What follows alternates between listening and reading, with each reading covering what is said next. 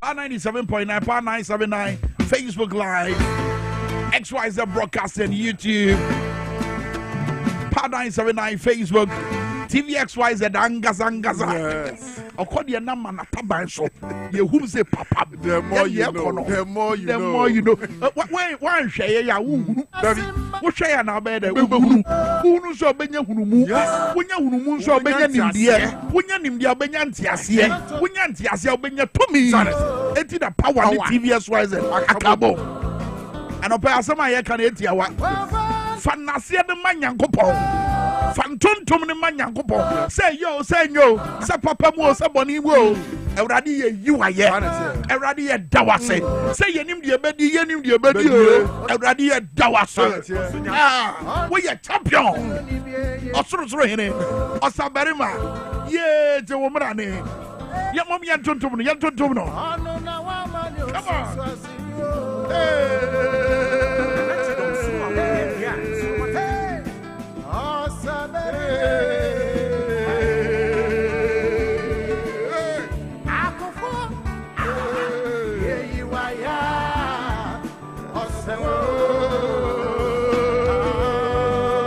I can get into it. Come on.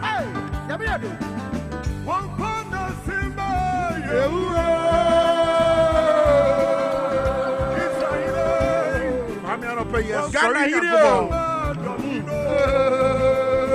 God of way.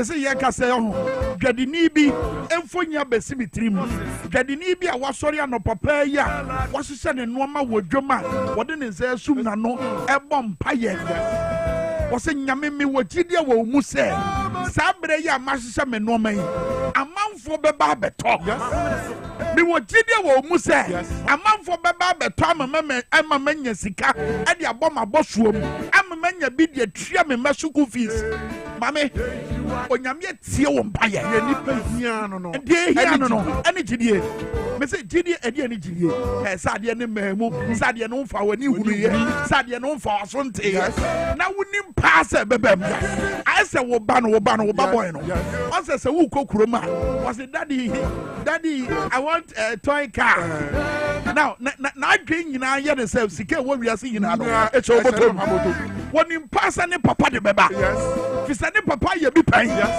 wonya bi kura wo ye ne papa wonim say adwen a wo fa no no e ya adwen pa nya adwen bone eti wo kokuroma ba no enke obrimpa we dada obrimpa we wo ba wo de toy car beba tidie no eti ni asori anopai ye nyame aye nya bibia o ya tenkwam ya wonkwa ya home kama eti awrazie wo ye na se ni o oman Ghana dawase se emre bi betwa mu na nka ye mu bimpo ye ntimi nkyira ya adwen wa bra ye nhwe ye nchi obo ene ye nya ika asem wo mu na we be koka ye betimi o na we wo betima kan radio so radio 4 be kasa no mu hunu de omonye asem me ka de na besi but say amanfo timi kasa free oh just a week a president Mahama bae obi e kasa including MPP for ya omadi o my Ghana hwamo ya ama o my Ghana say wutie no avete na every sector e kada ho agric e kada ho roads e kada ho education e kada ho ene omumo manya akokoduro eno mo so pa ban yi wabra wonya nche ni nyuma se wabra wonya yi ni ministers o wabra ni ministers ye nya nje o muntumi o wabra ni ministers o munya nche o madwuba se o manya akokoduro e twa abo aban yi so it means you free that dispensation na dance amanfo ebetima che o madwen wabra yenteti o mo na ehu bia nkom so ene omutimi nyasa free will no eka de o mo pe wabra obi anteti o mo wabra obi amu o mo wabra obi ankochu o mo nko cheviase te say de ye che ohene babo amabani atu mu what the mekano te say de ye che Captain Smart emperor dodo edi de tu mu obi ameku omo te said ya mesole eto no what did you make no eni nyina no enye nipa nsa no adwuma o onyame fa yen Ghana fo so na wo yi ye free samina donko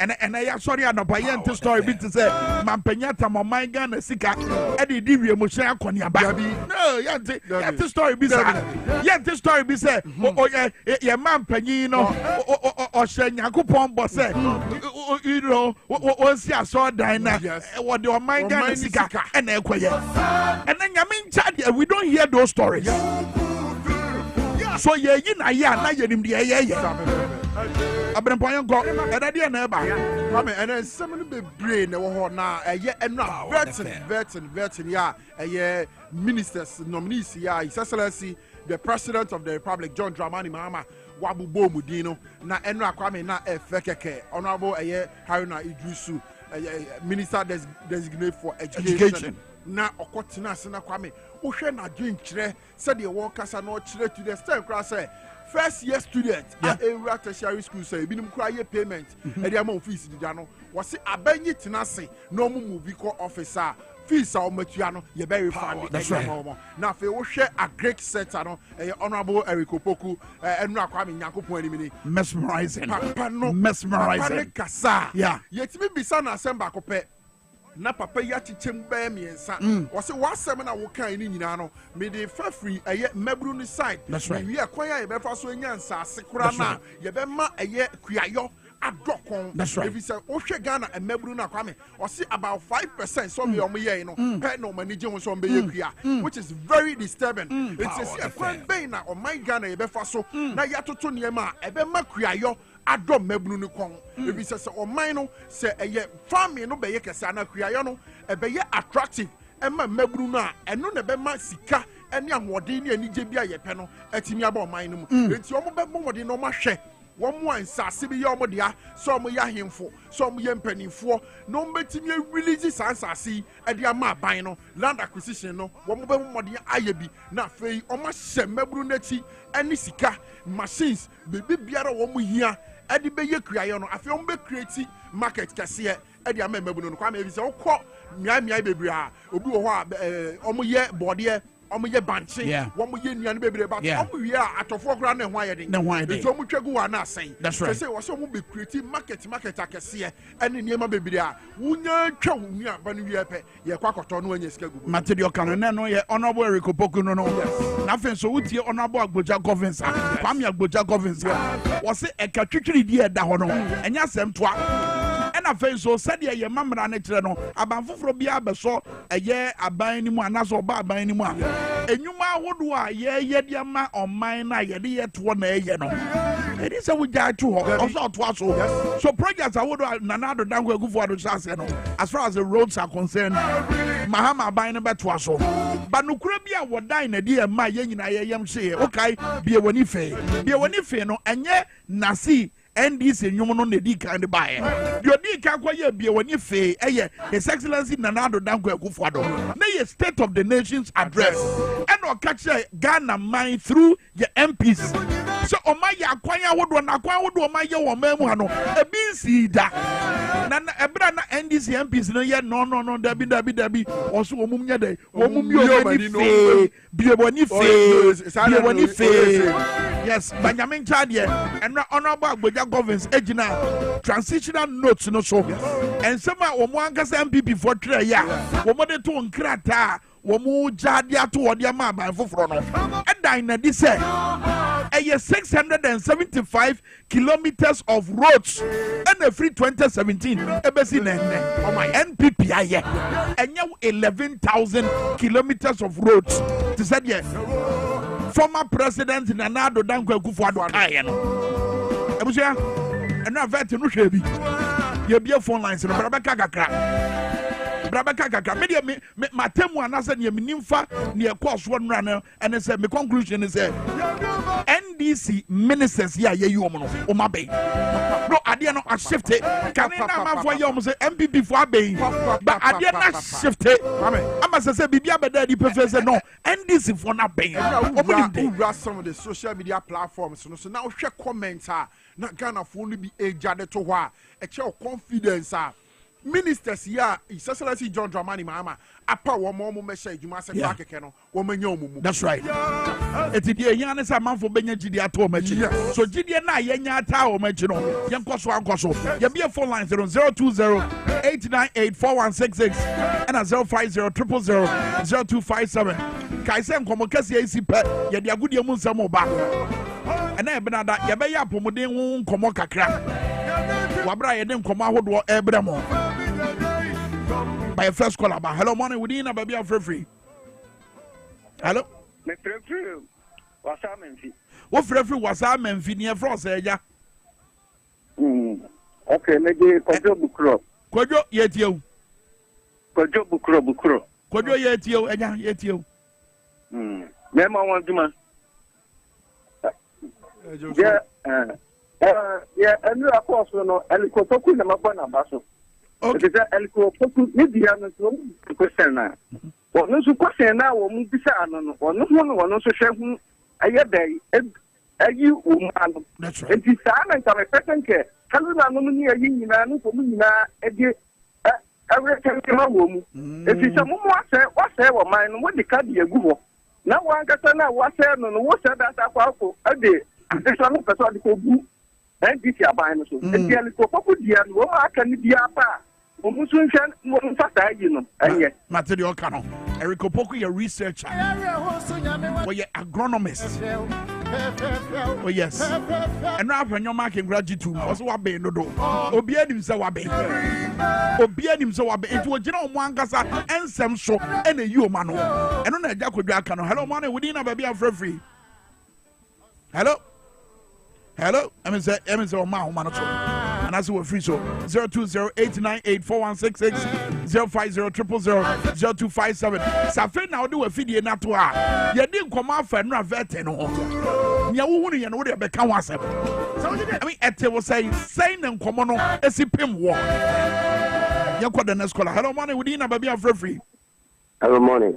Body and at your free. Your friend was in Milan, I believe my son.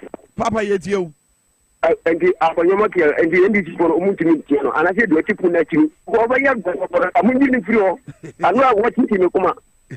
I look like I say, not, oh my, you're very too monoswear. And why, yeah, Oma who bet with the woman happening. Oma who brought back to a woman happening. But the people mentioned that NDC. Last year, one of the NDC for the year. Where you go for that through and Ade. But I never you be also a bit yaka. Material canon.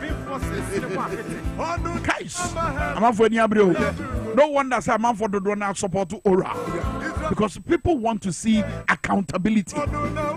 I'm for person who so more deep banano or trianka. Your beer lines were several times. Yes, you bought Ora so the way I Ghana for reacting to it. Yeah, and you're then you're around common yedi, a vet in common yedi. Okay, last call out. Answer na a bottle amaba. Hello, morning. Within baby of free. Good morning, Kwame Minkah. Wava, within a baby of free.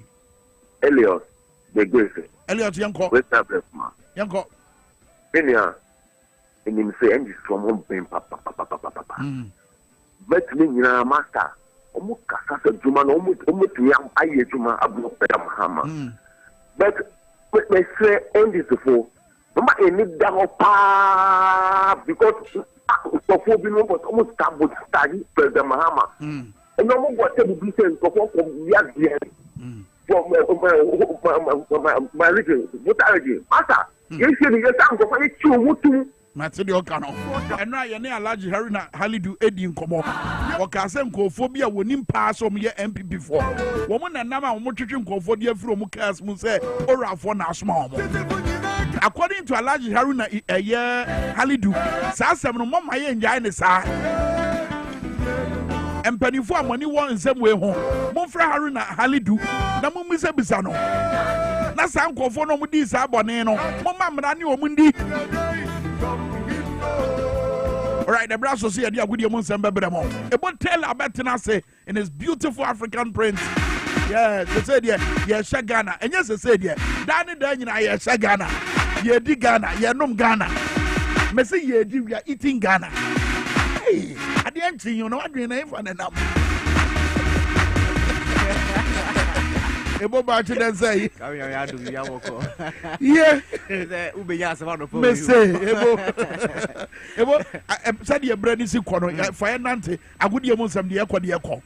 All right, I don't pay atena so we say DwaboAse Power Morning Sports I don't pay ye de ebremu and then 7 we hwan we de pa e berom na yakọ Ghana football and I said the Blasters of Ghana new management committee you know bakwa kasa de hunsem bebrem sanso and e beremu na yakọ Kwame Minkah ono so de nsem kakra atuja odim se kwesi antachi aba bonten e be ka se isia no e ba Ghana ha kumasa asante kotoko omo no ye the biggest club ewo Ghana ha Kwame Minkah but then nsem enso atuja sanso ena endra ukọ amanonia matches kakra e ko so the results bebrem sanso ena and the UEFA Champions League enso no features e ba so ye de bebrem sanso ena coaches no eno so ebia kasa de hu nsem nyina ebetumi e di Abraham and the producers Roger Emmanuel the sports monarch ena kojo fozu fan de miswa midi nsem no Abraham dino eye ebo Taylor yenshe nsem na say ewo the management committee edema the Black Stars of Ghana odim say izia no empedifo edin atudwa omuhwenim so mbeboa the Blasters of Ghana Randy Abe can be Stephen Apia Samuel Abrabre enso ejirem na Mr. Richard Insenche and Moses Amapaka omunyina ejirem bia omuhwenim say izia no ye Black Stars no ye be hwenim na 2026 World Cup beba so ewo USA Mexico and Canada no ebetumi qualify akohobi sanso unim say that match and I say a real match ma ye qualifies ni bi ebo Chad and Madagascar no betumi esia kan ewo Ghana anti e hwenim say qualification bebo homoden na etumi qualify enso akọ World Cup ebetumi abasum na wey na aye Greater Accra RFA chairman ono aye Samuel Abrabre osanso eka management committee edema aye Black Stars of Ghana no or then some atudwa eka say or say Black Star yetumi qualify na yekọ aye 2026 World Cup ebetumi abasum win na say Ghana obia edit omumpaibo editor aye the new Black Stars management committee na 24 atim no mutumi ebua na qualify World Cup ebetumi abasum next year yentie nsema Samuel Abrabre editudwa ano epeniye wangara onka committee no ha we Ghana na obia ebon paise ebeko World Cup no nti yenya mpabo en bibia musumudo etayechi benebea so fibia Ghana nya na so se we Ghana ni bia also pete World Cup there at least you know, is good for the country because no countries are Africa you say na you na kobia at least our also anyway the kata at least ma energy economically you know the bible of mine you know I think say wow when interview me when the class ever qualify the money na mfa Ghana ni bia mfa botaiti tena bia with my qualified worker Samuel Abrabre kan etie no obewe no ada de to aso e kan say onim say isi anu mpedifo ama no say management committee no ono onhwe eye operations and our match days activities are e be cause na sanso and we be ensure interest from sponsors any partners are moboa the Blasters of Ghana no so no ne dwuma obeye no de chechire mu e de ba yenti Samuel Abrabre ni Samuel de tuja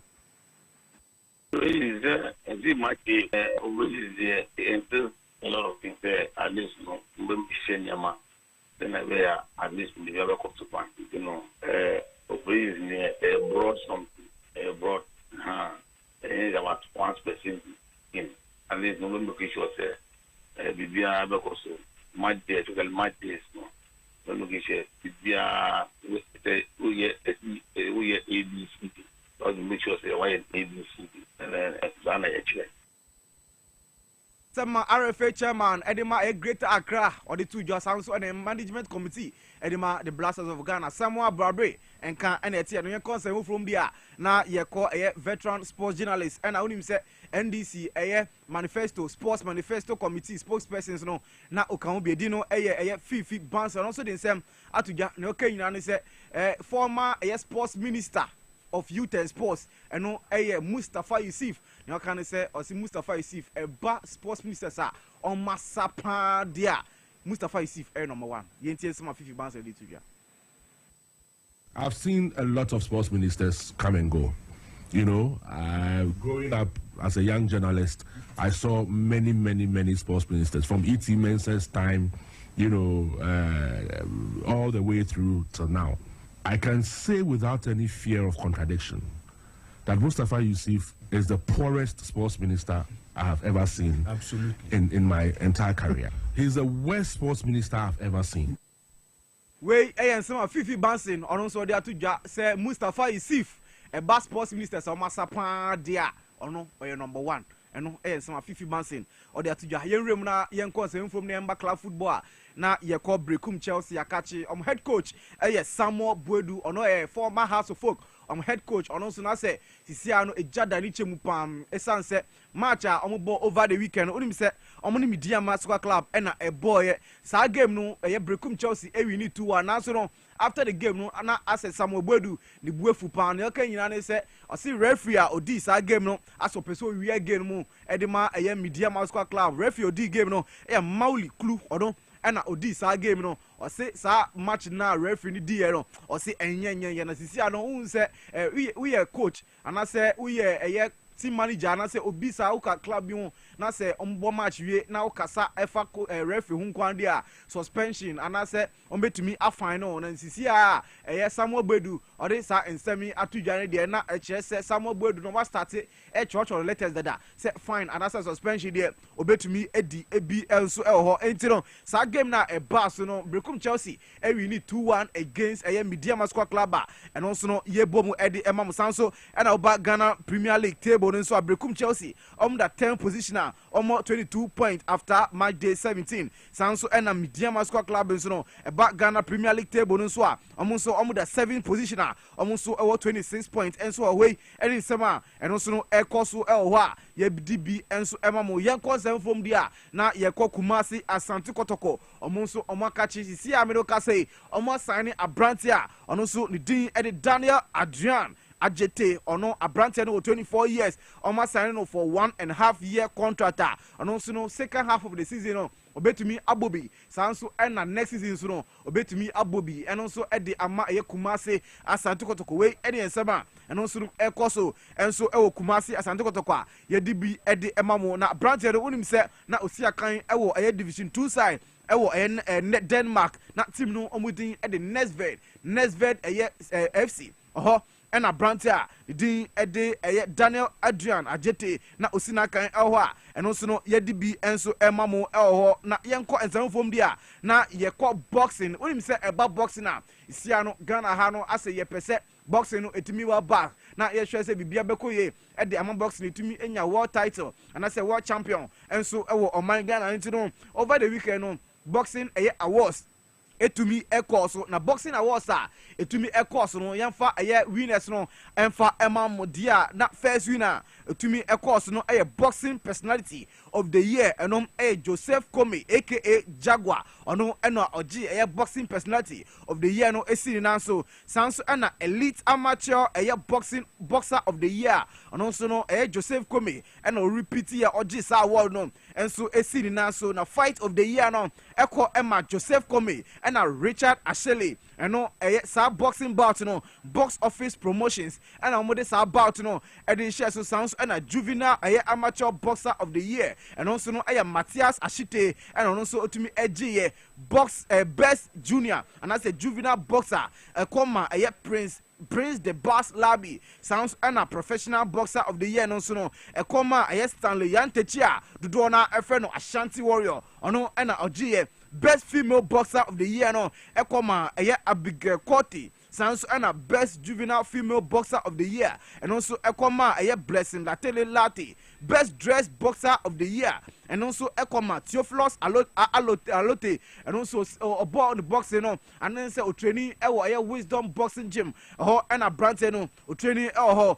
sounds boxing for good Theophilus Alote and also sounds boxing for good and so best boxing gym of the year no ɛkɔma bronze boxing gym onim say no Lawrence Kaloko na oda no a o coach bronze boxing gym sound so and a coach of the year no so etumi ekoma Lawrence Kaloko and so best ring card girl of the year and also no eko Emma Onassis Mantia and oje best ring card of the year and so best ring announcer and so Ekoma Sam Nana Gold and also Anna Oji best ring announcer last year Papa no or sounds so edgy best ring announcer and this year Waja toss on the net or boxing pan and so our Ghana best boxing writer of the year and so Ekoma Sammy Haywood Okan sounds and a boxing media personality of the year and so Ekoma Muhammad Ajiman Jr. of iBox TV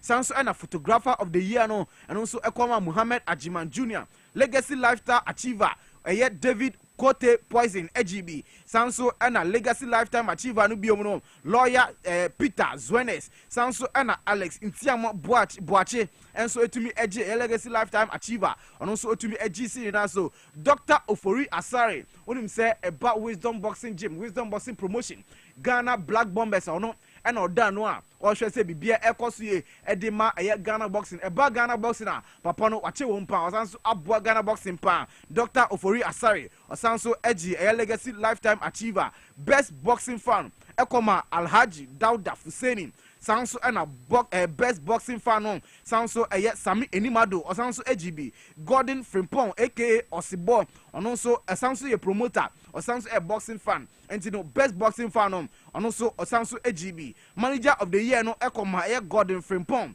Sanso and a best boxing television Ekoma Max TV best amateur referee Ekoma Bernard Tete Nati sounds and a professional boxing referee of the year no Ekoma Nathaniel Nike Korte best matchmaker Ekoma Yusuf Mubarak Nano sounds and a best promotions of the year no Eko Emma box office promotions and a best regional and so Ekoma Greater Accra sounds about Greater Accra all the best boxing matches nina and the best promotions nina and a Ubenyantuwe and Ensema to me a course over the weekend. Our Ghana boxing awards to me a course no young Kwame na yanhwe na yentumi enso also dia na endra matches a course our man no Chelsea etina fie echi Wolverhampton Wanderers bom kamiensa mutumi etimu bako sanso and I call the Italian Serie A no musu dia kumu enso etina fie omchi dinisi bom na ya omuso no omutumi etimu bako Spain Villarreal enso etina fie echi Mallorca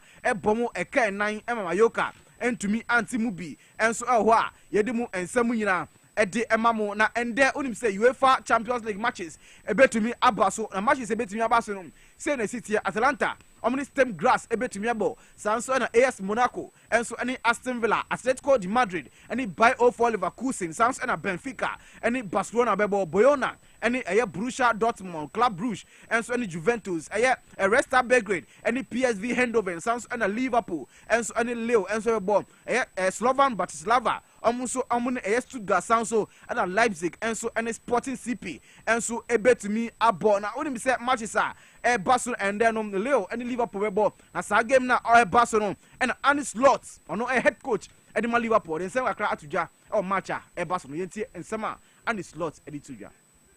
I'm impressed, not surprised, but impressed. Not surprised because I think it was 2 or 3 years ago that I played the current manager when he was at Rennes with my former club. And then I was impressed by the way his team played. Yes, of course, a few weeks ago when I didn't saw them playing yet, I was like, oh, they beat Atletico Madrid, surprise. They beat Real Madrid, surprise. But now, of course, I saw many games of them, and now I'm definitely not surprised anymore, but impressed because they've deserved every single point they got till now. And I just said something about the league table.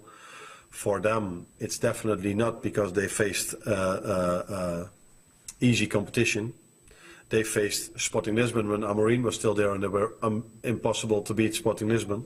Okay, they lost that one, but they faced them, they faced Juve, they faced Atletico Madrid, they faced Real Madrid.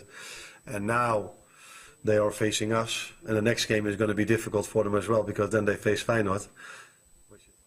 And to the way and some Arne Slot head coach Edema Liverpool FC or the two ja and nominally Leo and I be match back one also a basso be a share him Aston Villa AS Monaco and also Aston Villa head coach Unai Emery no se den se ma to dwa yentie some United ready to dwa. And we have the very huge opportunity arriving here to play the day 7 with 15 points. I think we'll need 3 or 4 points more to get the top 8. But now, of course, our target is try to play in the top 8. Tomorrow is the key. Firstly, because Monaco, they have as well this opportunity in case they are winning us. They can get 16 points, and with 16 points, maybe, not sure, but maybe could be as well in the top 8. I think maybe 17 is the point the teams will need, but even with 16. And our opportunity and our objective is try to get not 16. Unai Emery, Aston Villa, head coach, and also someone to get normally AS Monaco, and a bit to me, Asia Europa League, and there Galatasaray and a Dynamo Kiev, and so a bit to me, Eddie Seni, Sanso, and a bet Kutukuba. Weekend way on so a branch and the Dean Eddie now ya Inui. Obe defende the undisputed super bantamweight. The title no oni Yi Jun Kim. And a bit to me about match and I basso our Japan into say oh visa dia na wako na kuhwebi. And Emre Ebema Kwana de a good year seminal. It's Yana Kwame Minkah atwa DwaboAse at the American producers and then Roger Emmanuel the sports monarch and a Kojo Fusufande Minswa. Median seminal Ebrem Dino a bo. Tela, this year Kwame Minkah atwa DwaboAse at the American. When you visit so bet Martina baby I wanna actually. Bet Marshall wa barefoot intervene so bet Marshall cable channel sahodwa etwa wiase fa na nyina anwacha is it wiase na wan nsamo wiase na sie fie dem o baby a she bia o tumi bia eti u beti matena Ghana ehun de ekoso America what dey say endra na ekoso ho no fantastic on said dey na Trump o kasa na sika ho e said many pa kokodro sika oyama wonim ye hare oyama oya mobo oya tibi ma onka no kre odi obrenpon ba nsem ono obi obeka aso de make yiso ba me da se bo so de agudie mu nsem abre anopai wo DwaboAse wo power 97.9 and a TVXYZ anopai kai na unu se Franco Trading Enterprise on wo mu gusua ya phone papa fie Franco Trading Enterprise oh afi we de omo de ya level for kra and make us say ma motai di dwa mu ne omo di dwa e wa ba for 10 video no so ma download Franco Trading app title phone papa free mo say ye Nokia Samsung iPhone any de akeka ho no wa obedi adanse ye say ade bia beto bia no ye hwan bo no so wa nchiche mu aduanan eye 40 it comes at a discounted price of 40%. Discount near 40%. It means we might download Franco Trading app no. Said by a normal would do a me part of the simi dem, the me part of the atomy home. Say your phone, say your accessories no. A bono baba from the amame. But would almost to Musua. Say your Franco air condition bomb from a new year. I'm a man for them, my yen decaying. A man for Uramo PM baby. Chest freezers, refrigerators, washing machine, microwave, blender, CCTV cameras for Bambunti. Yadia Bay. Oh, and also wanted that form. 82 Monaco Franco Trading Enterprise. If you're much almost stores, I would Ashita Ghana Fanana from 0246 422338 0246 422338 Franco Trading Enterprise. Or that's why your phone papa fee. Franco no. What we talk of francotrading.com. Then someone make what can be their phone or NK. Ye Kamfu school papa awo for eba be hye nso se omofra efi 6 months ekopem 6 years a omo pedachi papa bi dia momo. That's right. Mofra ye gina IDEC name Montezor IDEC yes any Montezor kwanso a church niema pa abrabo pa going into the future niema omo ya ebetimi aboa no ma brabo SCP na fe esita edia momo ye all year school round up. That's right. Vacation bi ani na say ye makwan da bi akwa manim nti oba no na school so nya boring da bi anya boring da bi akra na we engage engage Yes. in one activity or the Or other. the other. And in a shopping again. Yes, equipping very well School into the bear. future. Let's talk educational consult. More fire. And Kwame here come for the amount of fun pay. It is Obano a fibusomi sia a copy me in Fianciano, Ope Biaya na school and Tiepa Abofran Yabet Treno near my pay betting Abuana Brabo etimiesi man of the year. Na a let's talk educational consult and a year come for area man. Saturday and so one with me or much say school no come dear mamma Fran said the cano. A common ho a bribiano say Bibi Cross. Hey, I will fly especially almost said the nimbre crime mano and I jumenti one bet me the ma a 1 year come of agent. yes I bet yes and Bomade now for any chair Teshinungwa estate a Mango Street from our numbers here so 0249 069 821 0249 069 821 and I say 0249 069 821 yes now right. Let's talk educational consult omonyo bano entity ni yemba your bomo samana say building the future through children. Let's talk educational consult. Madam time bomb suku no o say mre bia oba ha adwenche o kire ne nsema woka ene ncheche o de ma no e fa nkwada no e fa awofo ho e fa cheche fo ho etianu abi na obenya wo let's talk educational consult. Abrempo yanda ne ye homra ye ba nie nti a ye ka se sika ene be ma no obeti ase nie nti a ye ka se amanfo nimte e wo mamu ha no obeti die nti a ye ka sa ase enko ba bia e bezie.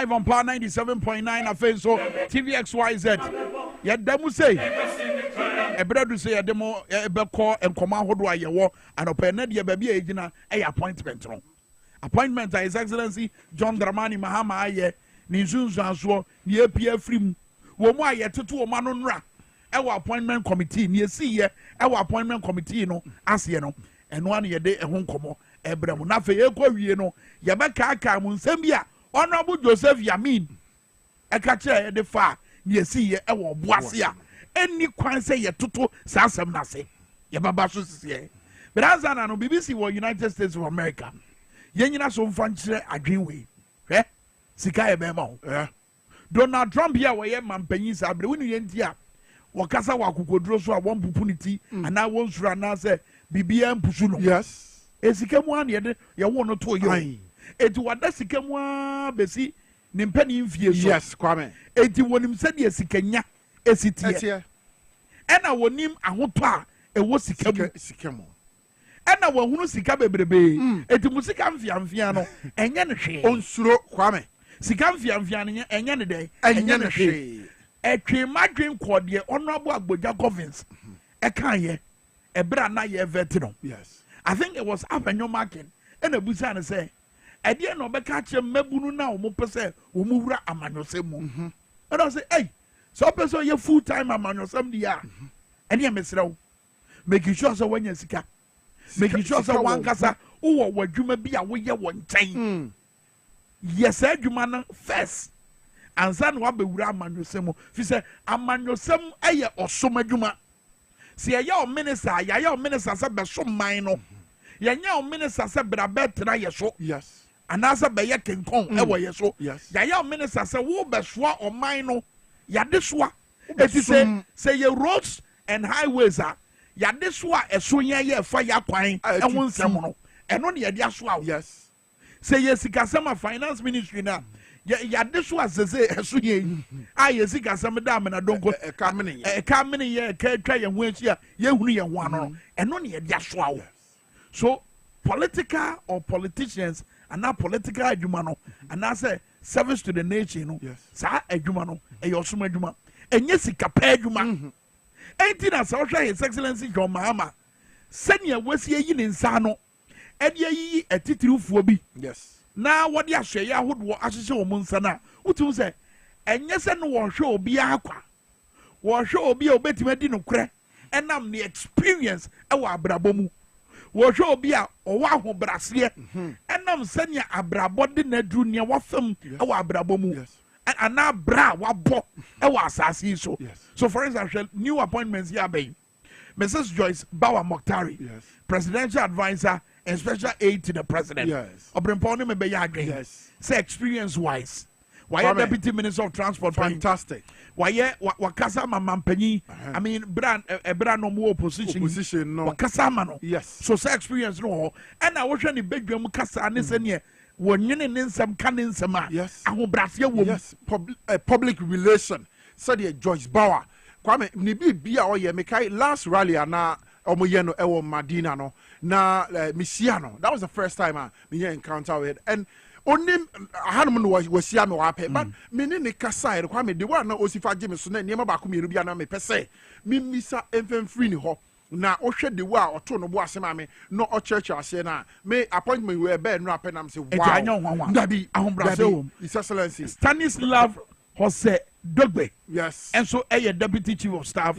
in charge of operations obia ni enim na adwuma obia nim ne organizational skills obia nim ne operational skills a ekura no sɛ yɛ mbodwa yɛ mboaboa no ma no yɛ mfa no ma nto yie sɛ de bɛyɛ optics no be look good no ɔyɛ adeɛ ɛwɔ saa adeɛ no and I'm sure based on that experience no ɛne yɛde saa position ahyɛ ne nsa Nana Oyebampoado Deputy Chief of Staff in charge of operations.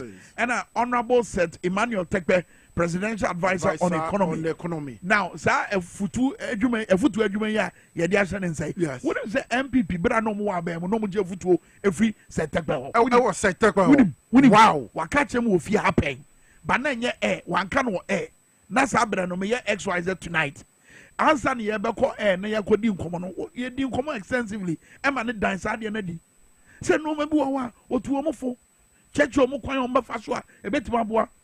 Ba so omo be ya na so omo nya no. And they your master more. And no ne no. Okay. What did you make okay. So Honorable Setepe with his rich experience okura ne knowledge okura no. Me sure say no na whatever presidency you understand? Yeah, and Honorable Setepe ejina homa the PNDC, NDC, NDC 1, NDC 2, and even NDC 3 phase. Wow.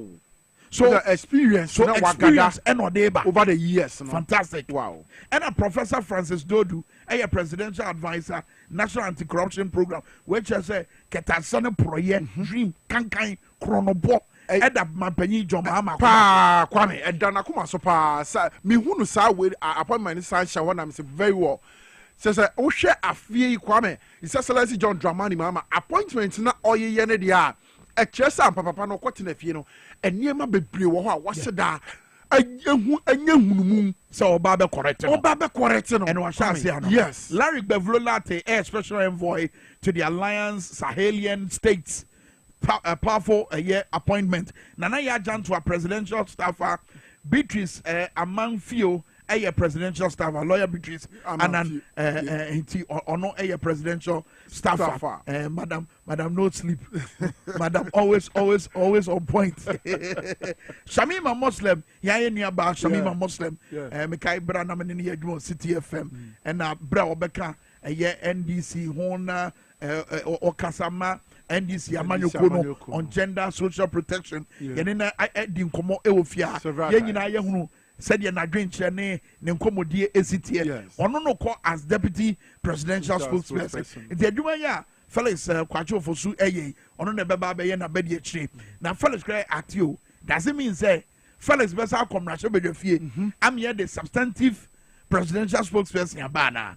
Ye twan ne hunu said ye ebesi akọ. Professor Kwaku Danso Boafo a cabinet secretary and no na apanyo mark na ebusa na cabinet secretary we ya ye try letter ye copy no well apanyo say and abe official no cabinet secretary a Professor Kwaku Danso Boafo ono ene cabinet secretary President John Mahama so President Mahama I express confidence that these appointees will bring their expertise and dedication to their respective roles, contributing to the progress and development of the nation. Very well. So, key words are, and what's you know too?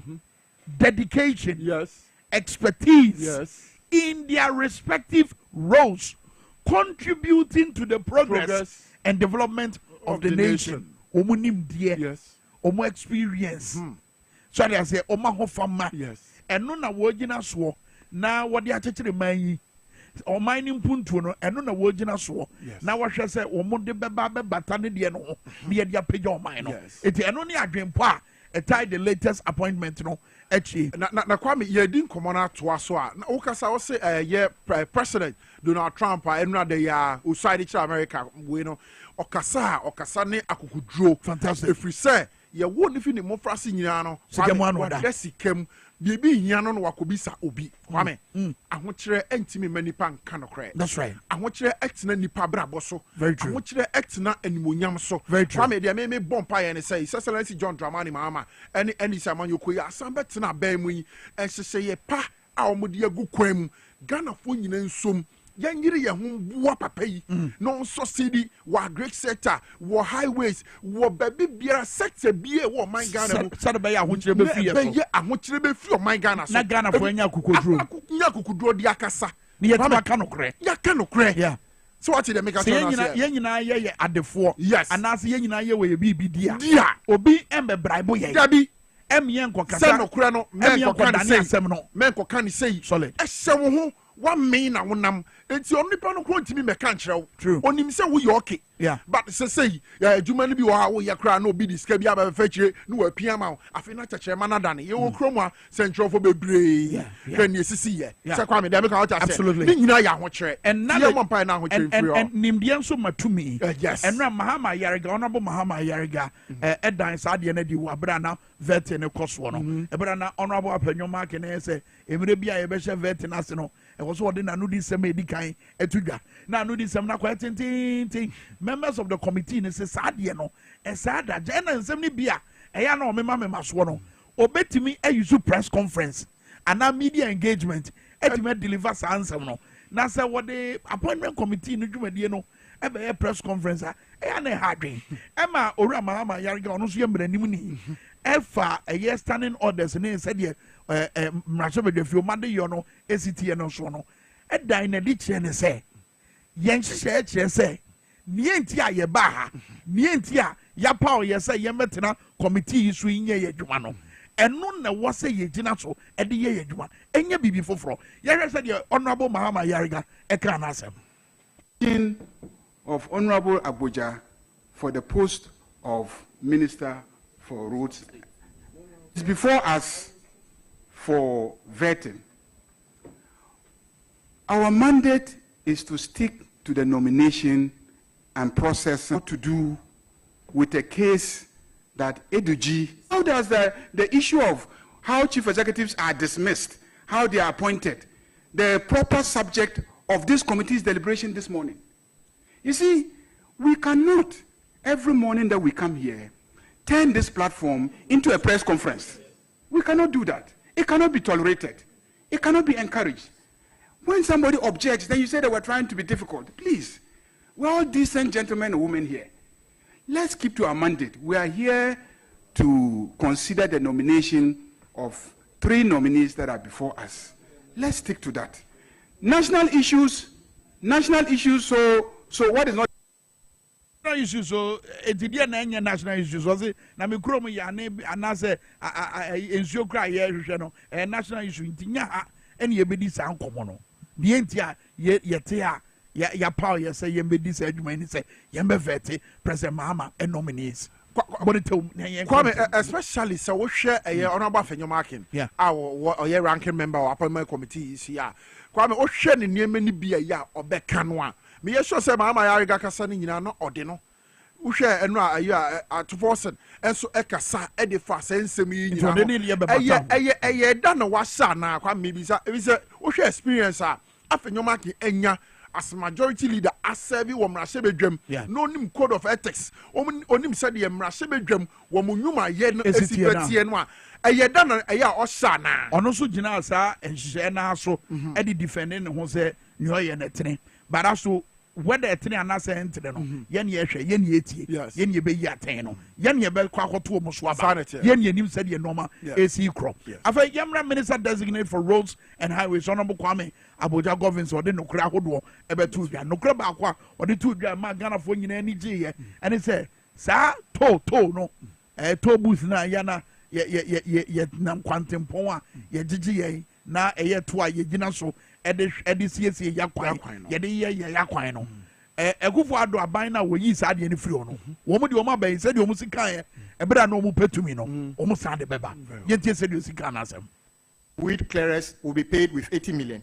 So they cancelled it, and our side consistently stood on principle and said, bring the road toll back.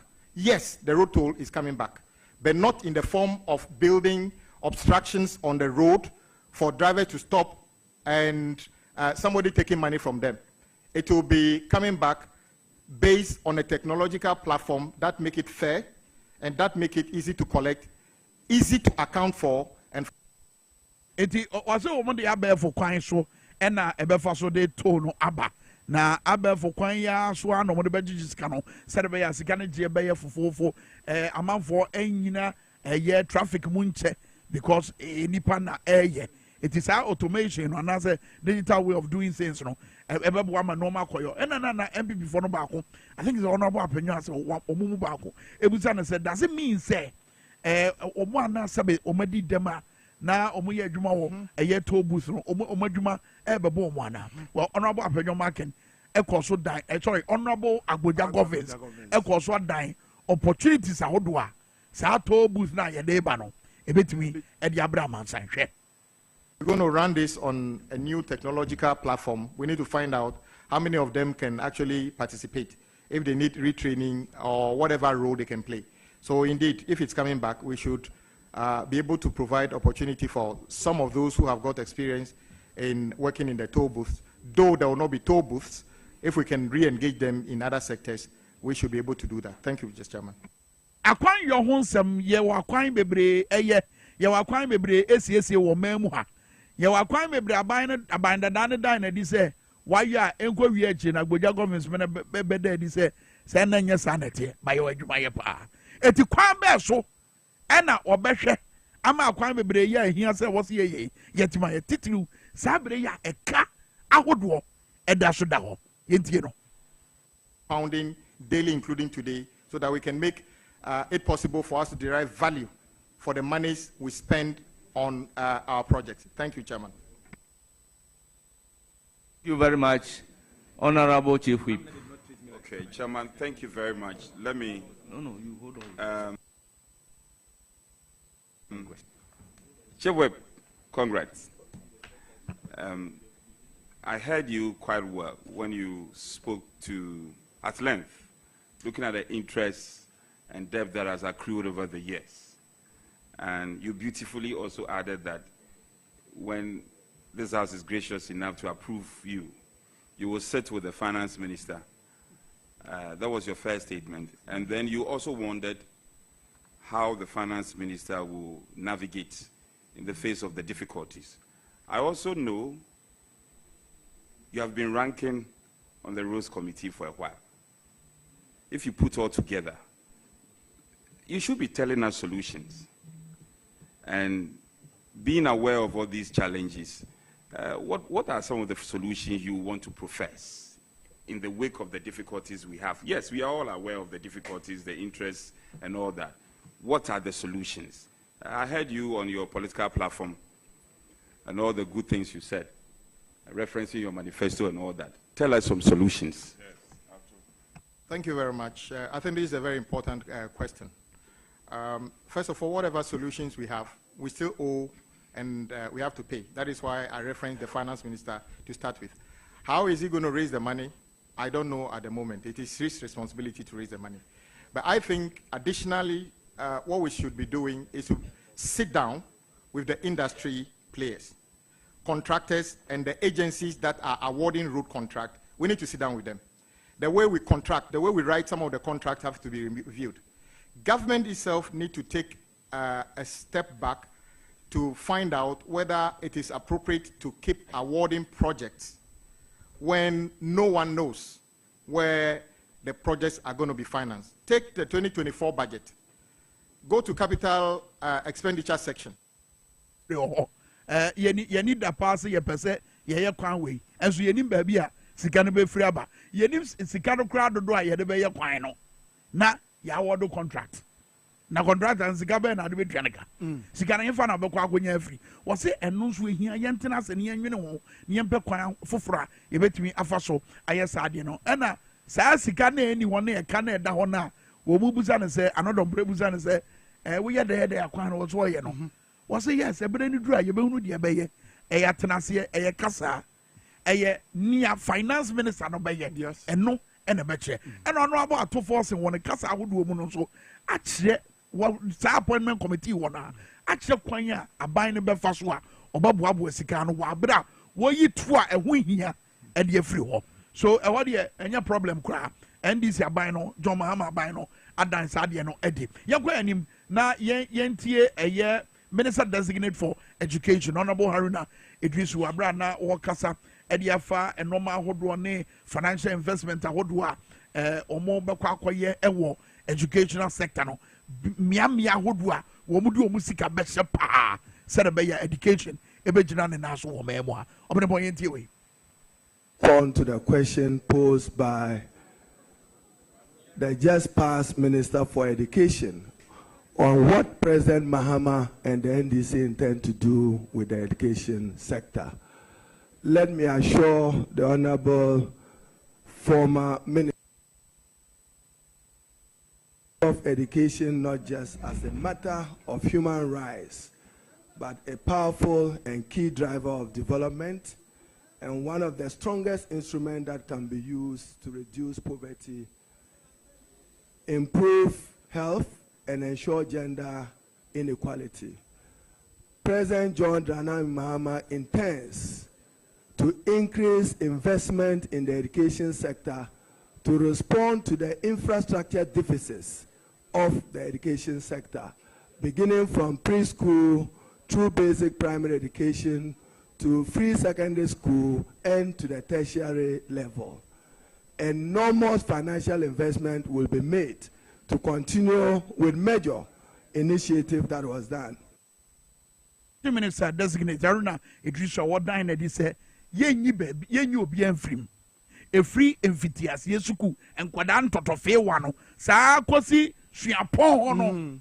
A binary discabage or yes. On grad also a cano crampoa and 5% of our GDP and education. Wow. 5% was a canon qua. Wow. Kasa massive investment no and yenye we education mo the okan ya ma education is ahodo and ya gina wabra ye kwayanim e we adwumadi ahodo na say en adwumadi ye ne education is bi kasa obati de omo ka no say omani age say investment anasa ba bia ye di sika be say e we education no anko gina faako te say de akufo ado ba omi aban ne ye no a omo de omo ye an say ye de akoche free SHS mo enam political expediency. But in the case of Haruna Idrisu ni John Mahama Abayno, was it free and Kuran Totofe one? Elkosi Shapong. Omuni Skabecho. Yan Twasona, Yan Kosunientie, Honorable Haruna Idrisu, Abrano Kasa, Ewa Noma Hodo, especially Ebrana Honorable Apenyo Markin, Eheni Suni Bain, Niawajinama, na Wakam Fono, just a no, 1 year when him, ever leader Haruna Idrisu Nidia, Agbena, you know.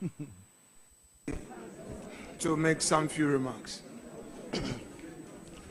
This is a very nostalgic moment for me, as you all very much aware. Honorable Haruna Idrisu is a respected colleague who has inspired me in so many ways.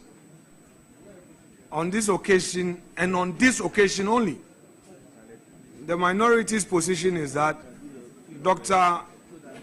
Yao Educhum shall take up the questions and then ask some few questions on our behalf. These are largely policy questions, and thereafter I will have some few bites, and then the nominee will most likely be discharged. We are me hunu video we mu ye said ya na dom kumano eni age wabra Honorable Haruna Idrisu ebaye, and not because of Niawajinama, all because of the experience, all because of said ya na ho family relations. Esitie to the sense edu baby apenyo market grad test and say ampampa what twia edu obusan say to say mani chire mu apenyo market die bono ba kwa no obo. And I said, Nancy, or for a Casafa, Manfua, or Maji, Abayan Sassi, or cantonments in tea. No, I said that you would say, we are politicians now, or a Japadia or cantonments a problem because who fear the heaven or not say, or cantonments. No, say, okay, so sanity, we are politicians now, or Japadia or a problem. And so, maybe I know oh, yeah, in fact. Bottom line is, on one half and your marking G2 say, Haruna Idrisu is the best choice, and I'm the human relations. And honorable Haruna Idrisu, and he said, near the experience or war in dealing with labor disputes, or the beba in the educational sector. Said by ya, and Niji no person about be a kuma mejumayo, a fakumemo. A bed dining wedi was Abra Obe education minister. It will be ban a queen or better national.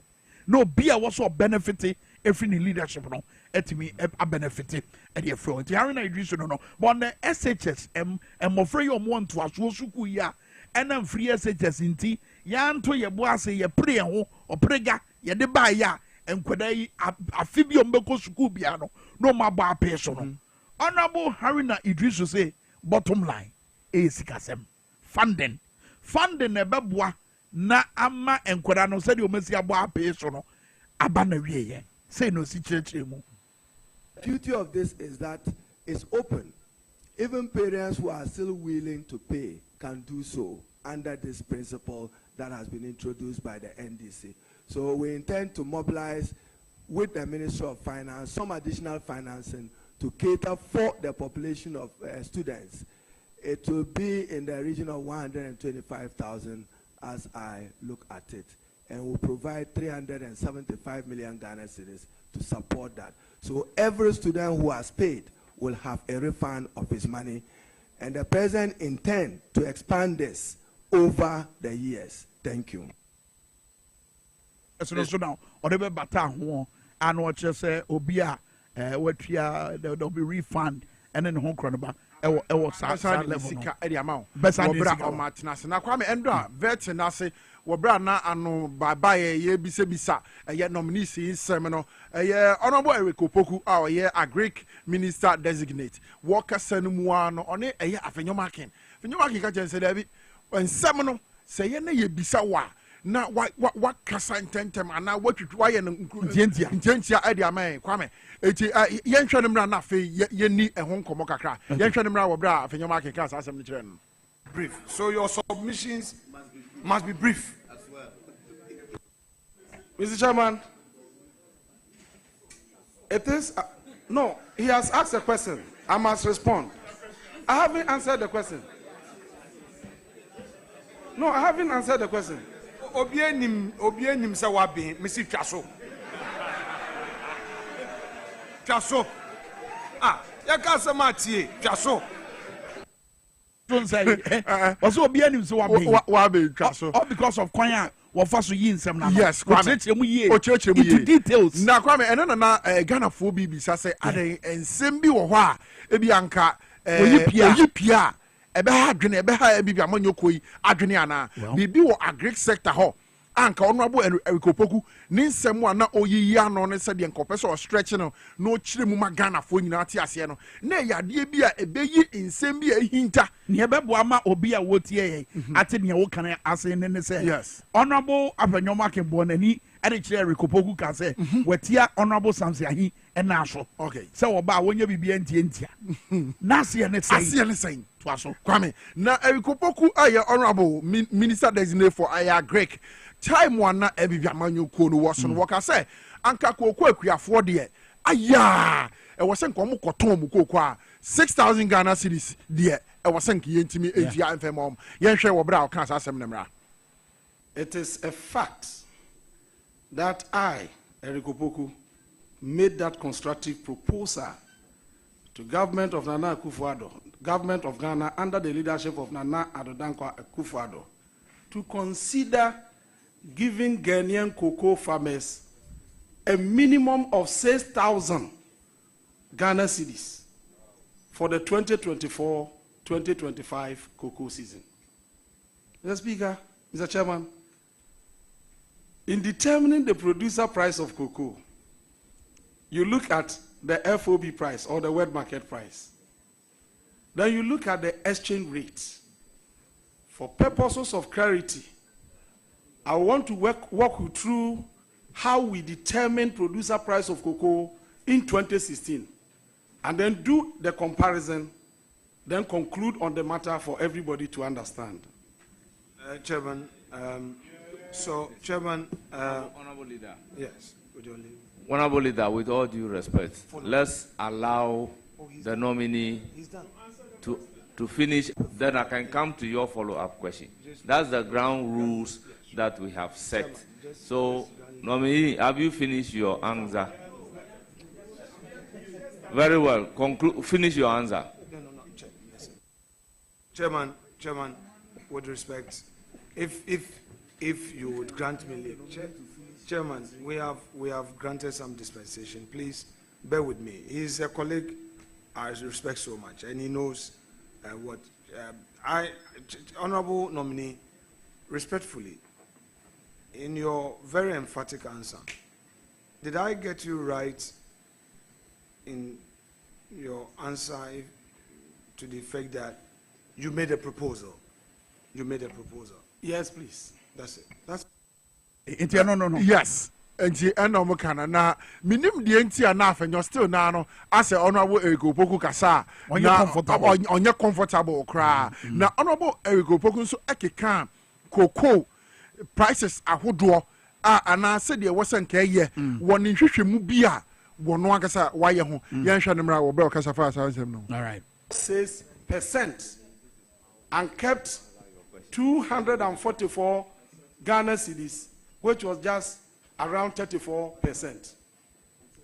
Mr. Chairman, the 244 Ghana cedis the government kept, part of it was used to procure fertilizer free of charge to the cocoa farmers. Part of it was used to procure chemicals for the cocoa farmers. Order. Please, let's listen to the nominee in silence. Order. Let's listen to the nominee in silence.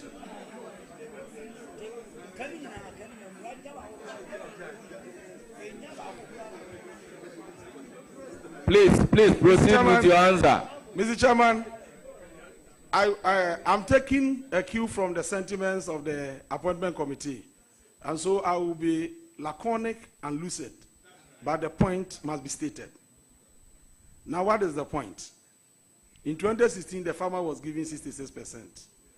And so, every one of us knows that the principle of Cocoa Board has been that the cocoa farmer must be given 70% of the price.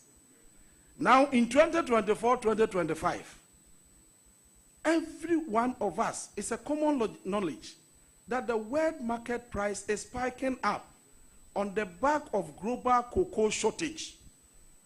And so when you go to the world market, at the time they announced the price, the average price was $10,711. And the exchange rate at the time was $1 to 15.5. But I was charitable to even use $1 to 15 cedis. So when you multiply, per every ton of cocoa, Ghana was earning the cedi equivalent of 160,665. You divide this by 16 to arrive at the per bag value of 10,042 Ghana cedis. Out of this, I said, if we are getting 10,042, how much of this can the government of Ghana give to the Ghanaian cocoa farmer? Bottom. Yes. It was a cocoa creanino, a benefit a free mu. It's I don't know what you said. What the mama would want to say, grandma so, yes, said your bonus course, at the year. And Kuntana, Bibia Daddy Pefese, yes, also cocoa creanino benefitable. And no amount honorable brand a jumbo cars as a son at the idea. And yes, I believe our baby, and he will say 2025, 2026 crop season. Well, Yara said you didn't have a honorable Eric Opoku, congratulations. Fantastic delivery yesterday. By yet was on Kukon getting common, a buyer. Honorable Eric Opoku is in Ketchumu. Mutromu bio say someone from when he enhwe ya yankasa womraso bedefia no ye ba ha na mo MPP aban mo de beto ye nim say mo so mo ye confirm getenkete enyan getenkete mponche getenkete nkokwan getenkete na sa nkokwan getenkete enyan getenkete ne getenkete aya mo ana mo shase ma ye de ya ba ne de yesi ye bechemu kina ama na diye e de aboa Ghana for eti entunsu ye da ye nketenkete ne momo nketenkete ne se momo ye nyina ye hu ye ne hu ye no ne yesi ye ba bechemu kina ne ya ye ne ye peja na so de mfaso e de aba Ghana for ye tie said your honorable Eric Opoku e de sancheche mu no mai. You talked about Nkokon Ketenkete. Well, I heard it from His Excellency President Mahama, and for me as an entrepreneur, knowing the pressure from our youth on all of us as a political class, beyond the political rhetoric, I believe that if it is implemented, it will help the youth, because a lot of them are dejected in this country. They don't have jobs, and the pressure is on us. You've already answered that steps will be taken. But let's go up north. You know, some 12 years ago, there was this same beautiful idea. That time, it was not in Nkokon Ketenkete, it was a confirmed Ketenkete. Where the guinea fowl rearing thing was introduced. It was not too successful. What assurance can you give to our young men and women in the north who have heard of this Nkokon Ketenkete down south? Okay? What assurances can you give them that there will be a reintroduction of the guinea fowl rearing policy, the unconfirmed Ketenkete policy, to also help them and their livelihoods? Mr. Chairman, I think that the guinea fowl and Ketenkete program has already taken off. The MPP implemented this in 2020, and I've referred this committee to a document that is available to the House, the 2020 budget, paragraph 273. In that paragraph, we were told that government was going to distribute a certain quantity of Nkokon Ketenkete to farmers. In fact, as a ranking member, I followed up. And surprisingly, that quantity, even though procured, what was distributed was far less than half of that quantity. And so the Nkokon Ketenkete issue, the unconfirmed Ketenkete issue you are raising, is already being implemented by your party, Mr. Chairman. And so it is not something. Okay, when you be before for honorable Rikoboku no, and you see when the second time I use that question no, and no way di kaka say woman kasa budget mono. Omo dine and this beyond and confirm getting it no. Oma yam ponjing getting it. Just getting it. Double just getting it no. Woman at the buy. And now Joma ma buy so obey and hit. Omo no the buy, but so baba and hit. It no.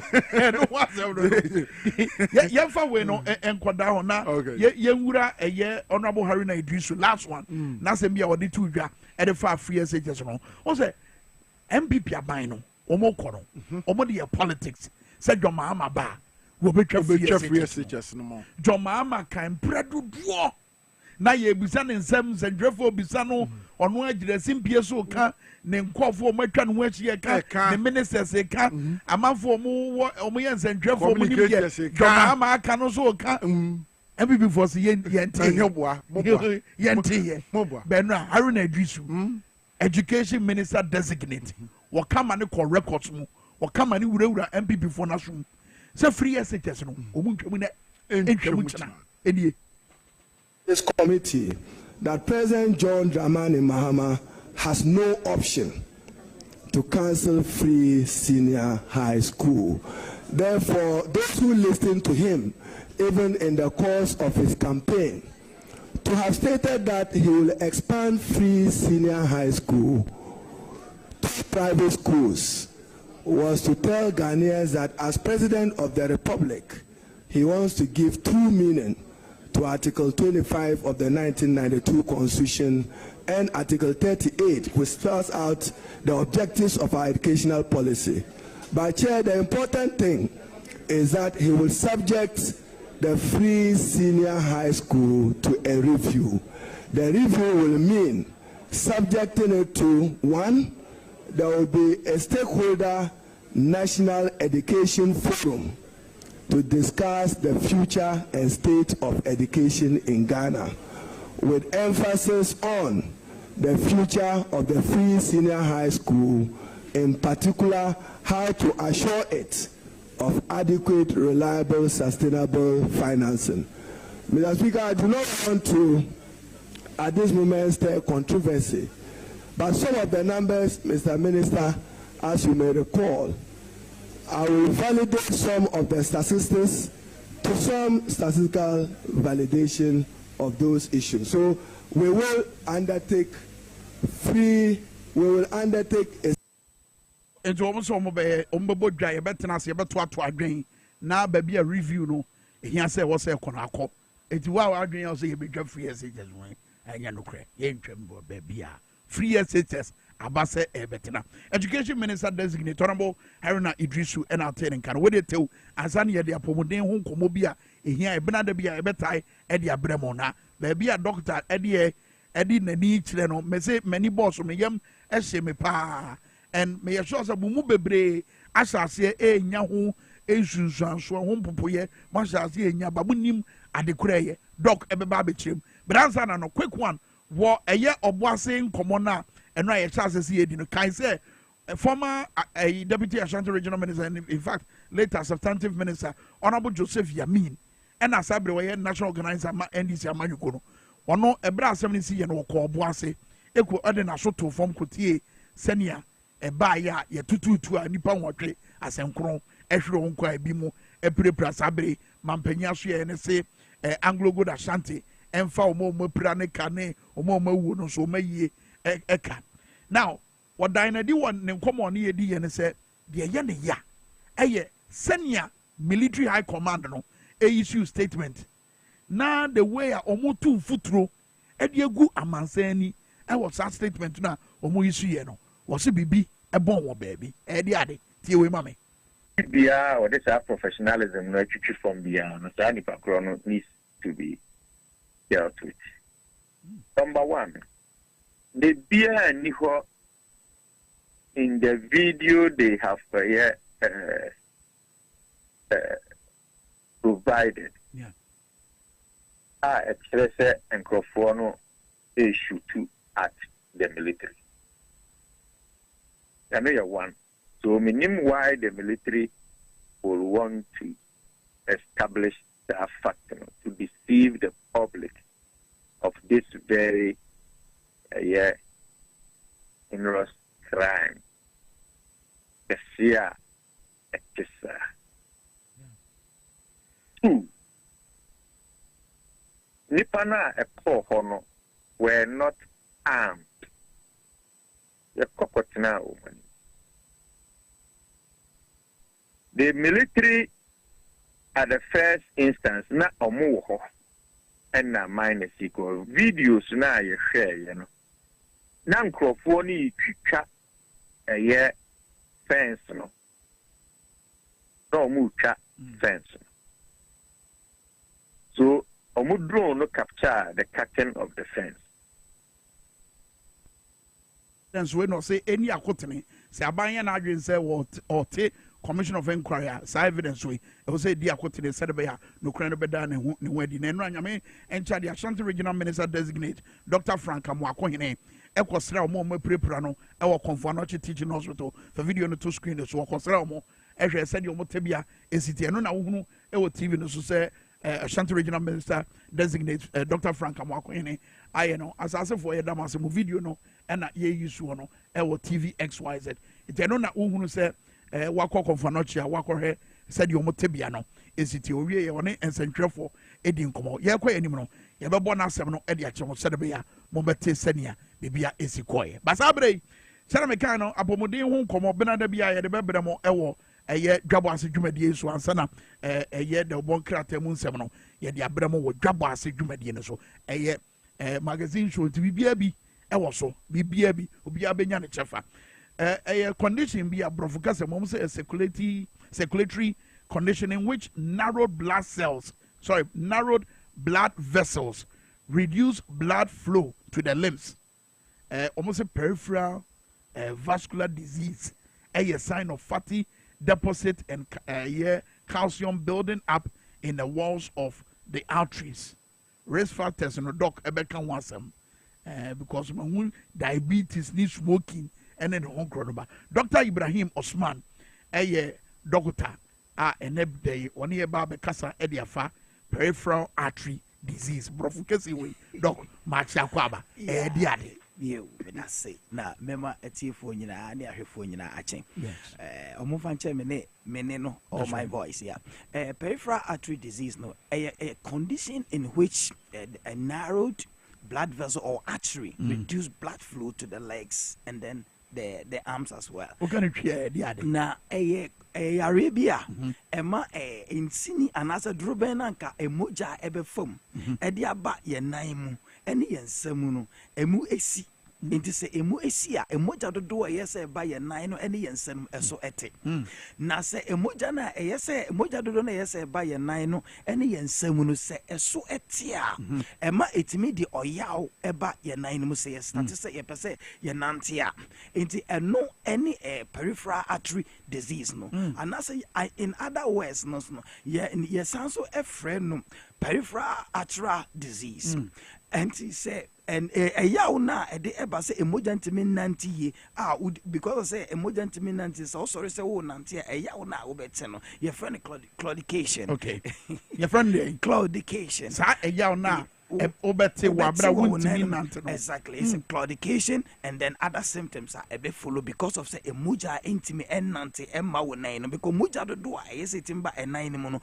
eso ate eno ne ananse na me pacho de vinya anansene do you say other aspect no ye beka say anansene a the any kind of anansene e be won because there will be numbness and then there will be cramps in the muscles as well and I say ye nan kokomu no and I say ye nan tu no e betimi abaye titriti and no na ye ne friend ananse no but that is not ananse I don't say ananse a chemi ananse wentimi enchew e ba sa emoja entimi ennanti ye entimi nko enan no mu ye because emoja do a ye say konan eso tia the cramps no beba the numbness nso beba and na esanso the weakness cry beba enan no mu and na won say the eyaw beba me sorry say me person me nante a mete eyaw and because of say emoja no intimi en continue ebema even pains be anase eyaw betimi aba mesere no mu betimi aba and apart from mesre no so no ade a betimi so aba me nan na esi ho no so ye de emu because emoja no intimi ye de enanti inti sa symptoms no na betimi ade a show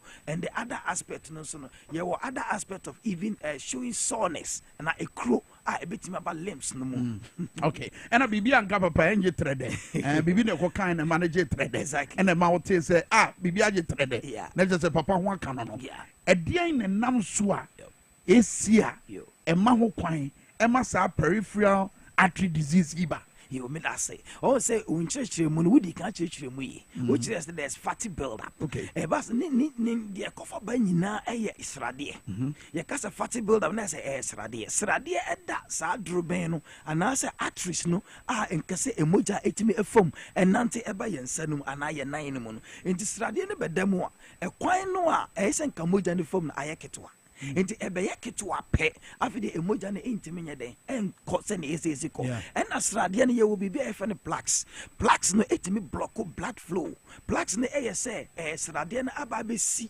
we no kwan ase bia nka nsuo nam baabi na bibi esi na nsuo ne na plaques ne free hin plaques ne eye fat no ana se srade na yedi no okay enti se eno no ba etimi esi drobe no mu na fe emoja nka esi etimi konde total block na fe emoja no aba be ka echire enti ese be tafa akwan na tafa akon ne no ne de na aba be tafa akon eno ene this symptoms ya me boy say onan ne betimi ayo ya obi wo ho enti se wo hwe kra with that ne was symptoms obi wo with the exercise was start say exercise kitu we bi or full staircase kra ne na be ya but betena sepe na adwona yeah enti that the one of that and with the soreness na make an ecronate me the ecron eba limbs no mu and sa crony dey say ba limbs no mu ya na mpempi jisi ye twa enan efri ho ne bede no say kura ba ana e beda ho e beda e baba na unto boss e baba beda ho na ho enan no one etimi ye shine e bo say na enan no ho a shen o bo say enwi a efu o nan ho na eso ate ti na hwa kuku enwi ni ntimi emfu dan u bo say ne to so sa me nan no sa me nan so ano say morena ye say funda the two nails no entimi engrow ye and no bo say ekro so beba me toes no mu the toe there will be soreness at the toes say bia me nan so ano ekro beden ebebam yeah and there will be hair loss as well and it's a condition where can even lead to erectile dysfunction yeah it does that we must yeah it can lead to yes a bit me lead to erectile dysfunction yeah na abana say no symptoms no so and I said no my bed dine and when di wabra when you know be a day yeah a bini on say one there's painful walking on say only pani nantia a yaw ewum and that there will be numbness beba in the muscles. And then the other aspect, the muscle pain no ebetimi aba mesremu, ebetimi aba menaitu, ebetimi aba menina esi wono mu, ena ekuro na meka no ebetimi aba otubo se na menina esi wono, menatu ni nyeti be shine na hwan kokokokoko ekuro ena wo inside, enye ekuro ebetu wa abonten, but ekuro na wo inside, it is basa limbs no, they're sore in the limbs. Nti sa eno sa pempen so no duru wa ena dibi bi ache se ye twa ena no ya den every ho. Wow. Okay, afa ye hwe complications no so.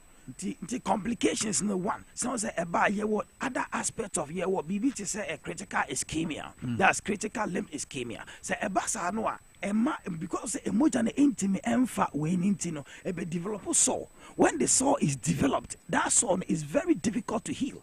And then there's other aspects of heart disease and then stroke. Hey. Yeah. Because Mebo, does it mean say sa yade kan wa ne nsunsu anso anasa said ye sitie no. I say stroke. Exactly. Because of and I say at the stroke but there is a complication no? Because I say people with now you can't the other aspect of impocran risk factors no? You will come there because on say yes I know say build up now as a fat no and as a sradia no build the vessels no and as a arteries no na say intimate and it can even affect the vessel in the brain and then in the heart. That will result into no will come with what the stroke.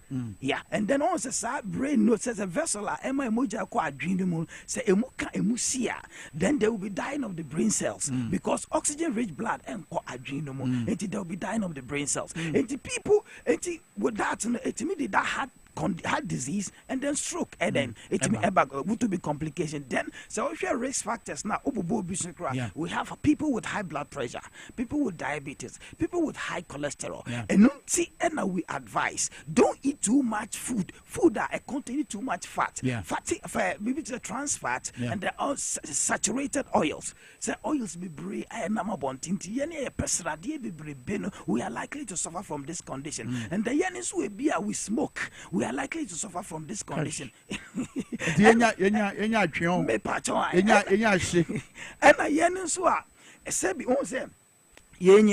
now even penny phone because they use tobacco obi no attempt tobacco no ore then they be audible life exactly who you soon na dia ubetimi enya this condition. All right, I feel risk factors no and on a betwa to next week the oba full load 30 minutes run sabeka but this week na 30 na cost no I was here man sign 18 year cost no as instead be ye nyina ye betimi adi amamwo we achi but risk factors na ye me that's also risk factors no one people are omo bibi to say a peripheral artery disease family history obi a ebusua no mu that kind of issue wo ho ebusua no mu akomayare heart diseases then wo ho nom yade a obetimi ayeden enya this condition no ebi and I won't say the other aspect it also boils with especially with the age and obi a when 65 years ekonanim bia no obetimi enya this condition but the family risk factors no ewo mu to say bia or almost history of this condition no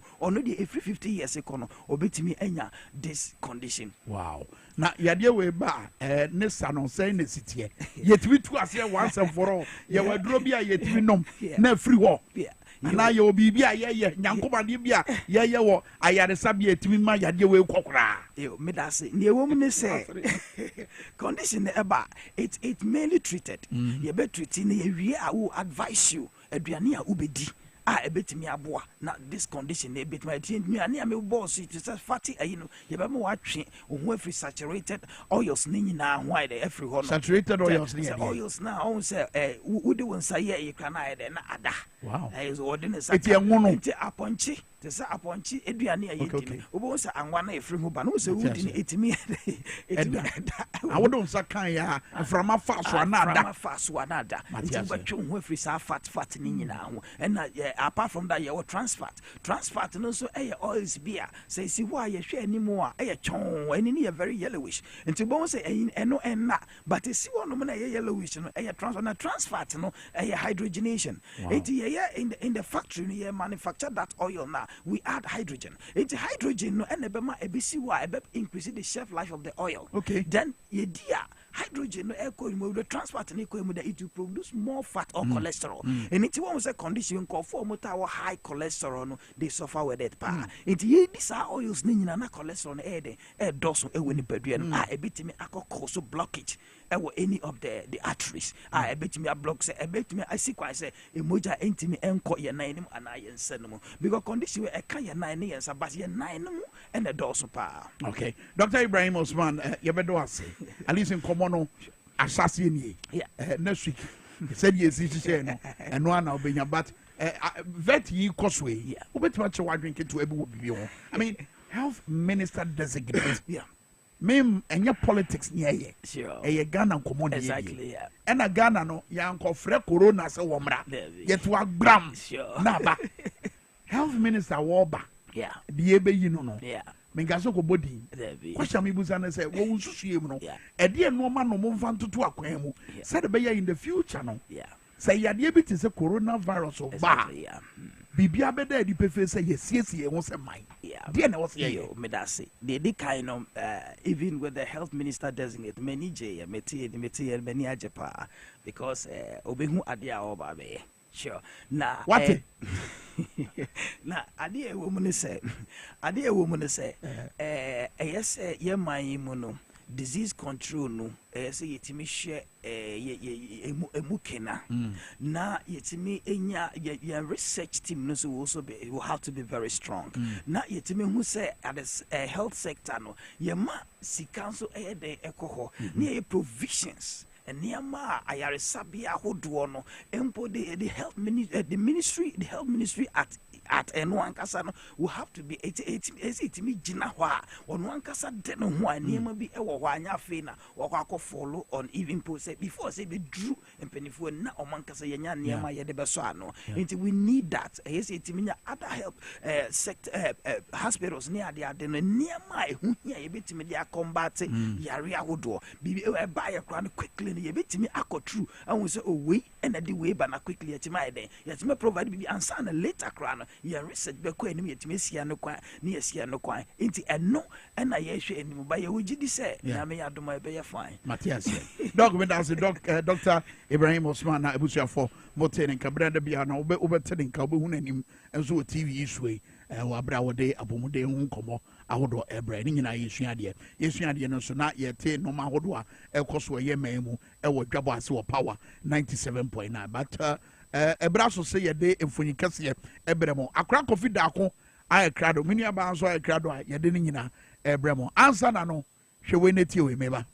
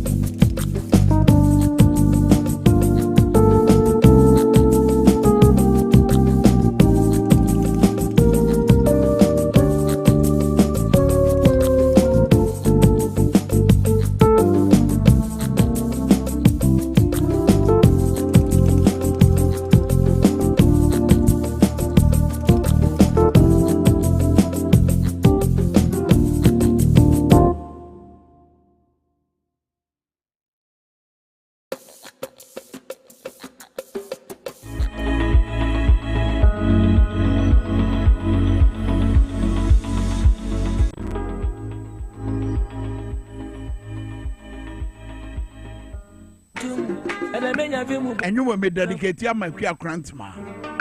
Oh, baby, baby, move, wanna be a magic boom. Yeah, boom.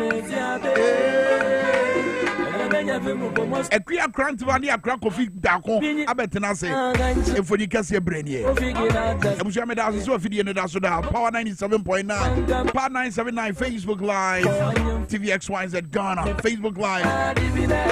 Alex Spencer, yeah, that's so dear to Facebook. Charity, no chukwi. Was a black Kwame Minkah watching one of them. Hey, more boy, Jumo. When you are no pebia, some Mujina Munasu and ye. Charity, you know, and that's a bad day. Power Stone, I say we need development in other areas of the country. President, I don't think Ghana is a kingdom.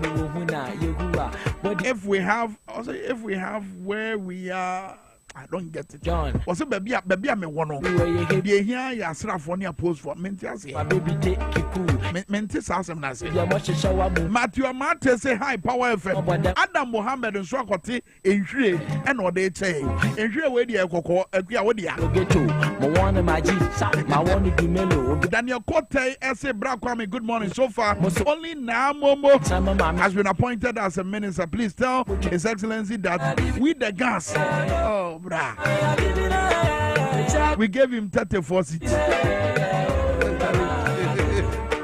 I don't envy President Mahama at all. Pressure from all corners. Hey! Wafake, now some men are kicking away. I grab a head of a cake. I walk. One penny baby in Tinan Uniquanya, the party in the best man and woman is one. Say, who say, yeah. Me as I to abandon Sako position. Ya Ahasa say honorable Rikopoku means business. Asa, Chenche more the buyer. A crumb for MPP ni NDC said you must have boy a chrono. I'm a cabedao. I'm a Yenya Kukura Yeswa.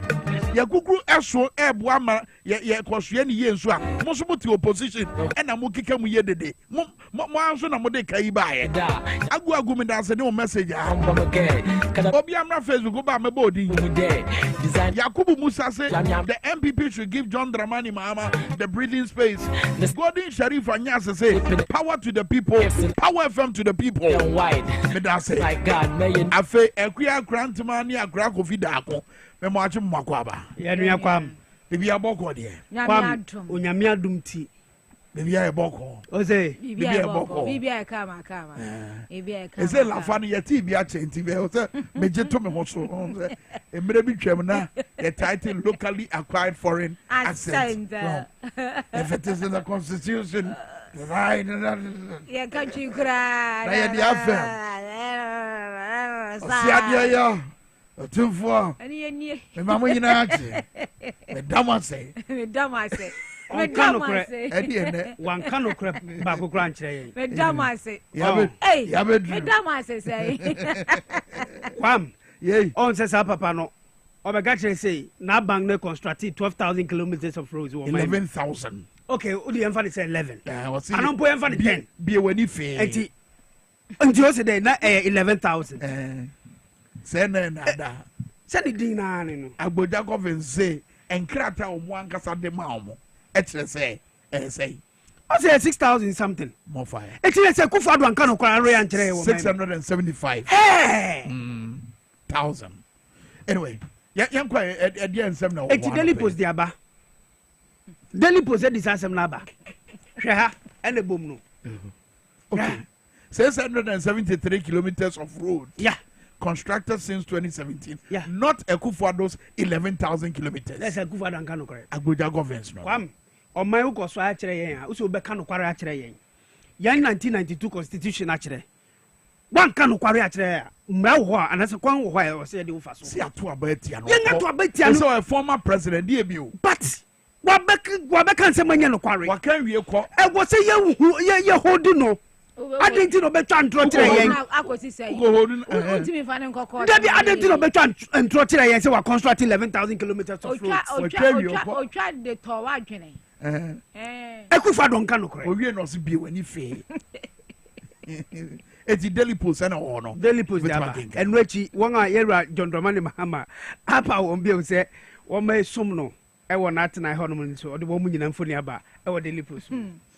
Yet was so our daily graphic when I say, Ora, a governance, a sound so in same year, actually, Ghana for say, nay, Oko Rose sector, wha, contract of where from so many coins, some coin, in Futuro Kunipea Hubi. I see a car, Basha Ghana corner, a 135 billion. Yeah. A cat. And I'm said you must see the contract. Ma basa basa. A boy, ye nyam pay si canonia the contract, ama. Ye nim sika kura ye be yakwan nanso ya mo bi contract yes abro so na interest no ewo eno so anya family planning ene ene aya de ti wonti won sam no ebi eno no ana face so che say aya free senior high school wa mro haruna do sunya akwanya no wa kan sisi dua je say me nim empado do mpese ya ka kire mo say free senior no ya ntwamu ya be review de anya no ya atonchen ni ade papa hyemu kana na ba nti wonsam na ho osi ontwamu agese owura mama ye na adwi so betwam nti wonsam so ada sanso na oboa sensensam no said the president mama aka no osi ye hwehwemu nti wonsam na daily graphic be no osa presidency betrim hwehwemu no form ben na beteki commission of inquiry Ghana police service na hwehwemu anasa asrafo no na hwehwemu was so mutimi kirem yete and that is the reason we need all the ministers in tandem. Appointment committee. Sapa no twa no twimu twin no. What do we waste time? Yeah, prime ministers in them ya money in them.